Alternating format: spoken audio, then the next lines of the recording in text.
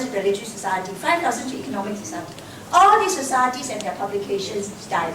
And the DSC itself also faded because the whole campus became very fearful and people were not, I think we thought we were not brave. I think we were just speaking our minds and nobody did anything to us at the time. Right? But that kind of fear descended on the campus. And nowadays, the most active student bodies are the sports and the leisure bodies.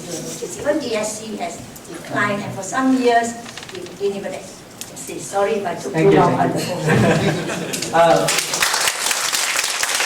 For those of you who are a bit lost in the last 15 minutes, Co-Thailand is making a rejoinder to Co-KU for a forum organized by the Tangent, I think in 2007, on education in post-war Singapore. Unfortunately, Co-KU is not here. No, I can help. Professor Koh's account sounds that Democratic Socialist Club was born before the University Socialist Club. That's what she gives the impression. Historically, it is wrong. Socialist Club was formed in 1953, March of February. PMS, Prime Students Federation, was formed 1 month later. Democratic Socialist Club was formed, I'll tell you how and when.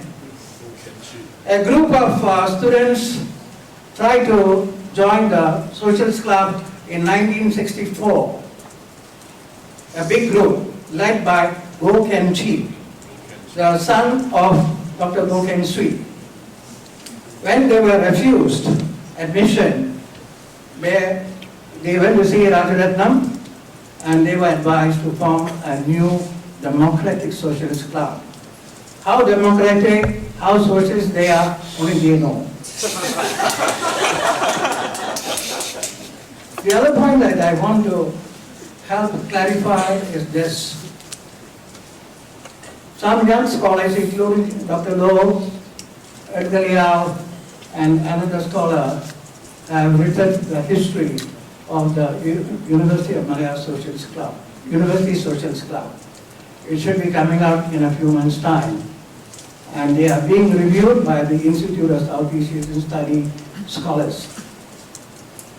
Therein you will find the actual historical facts based on research here and in London and other places.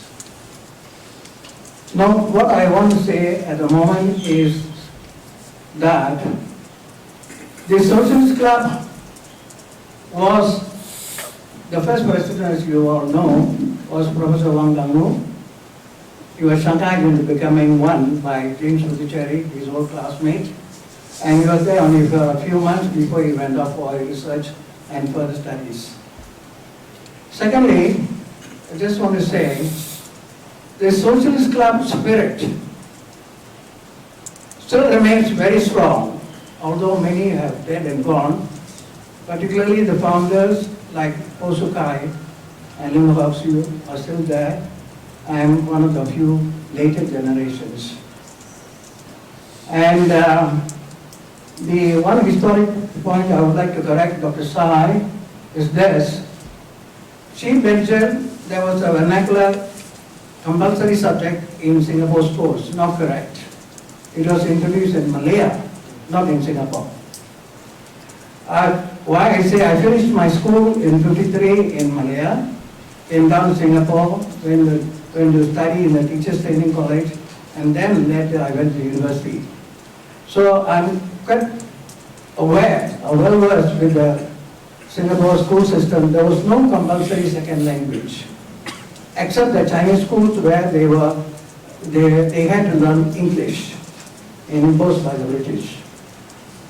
Now talking about the 1954 incident, the two, the two trials, or one was a Fajar trial in 54, the other was a Chinese middle school students who protested against the conscription by the British. Only the Chinese school students were compelled to register. They refused.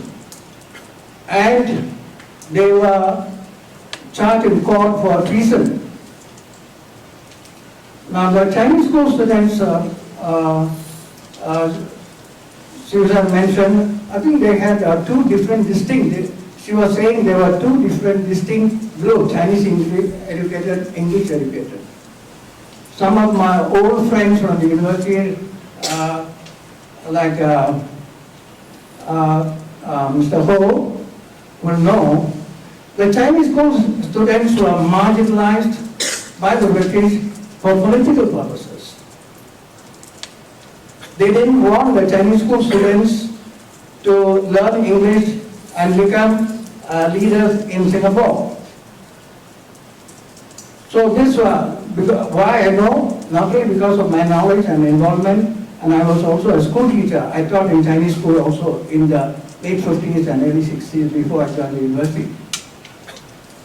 Now they were very eager to learn English. And the students' union, that Pan Malay Students' Union, the three component students' unions were, apart from the University of Malaya, it was initiated by Philemon Ojiden, a very activist, one of the founders of the Socialist Club. And he was able to go around to get the support of the College of Agricultural Students' Union and Technical College Students' Union. These three students' unions formed the Pan Malayan Students' Federation, the first Malayan students' union. And later, we had the Chinese medical school students led by Robert Sun Lobo, who died a couple of weeks ago. I attended his funeral. The Chinese medical school students. And we tried to form the National Union of Students in Singapore for Malayan students and Singapore students. We were not allowed. The registration was refused by the British. And we also wanted to attend the Bandung Afro-Asia Students Conference in Bandung. We were not allowed to go by the British. But the TTC students, in the following year, in 1956, we made a tour of Indonesia and visited the site of Bandung Students Conference, as well as the Bandung Student Teachers College. So these are some of the historical facts that I wanted to clarify. If there is anything more, I will try to give, because we have done a research work and study of the period. Therefore, we know the facts. Thank you. Thank you.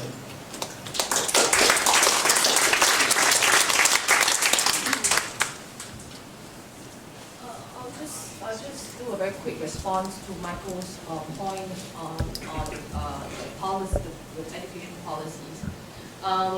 The plan's British policy did provide for compulsory education in, well, teaching of vernacular languages, compulsory subject in English medium school, that's definite.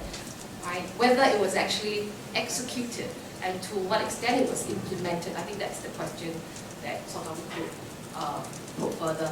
On that point, I'm less sure that the English medium schools actually sort of sought to seriously implement this second language policy. Would there be questions from the younger members of the audience?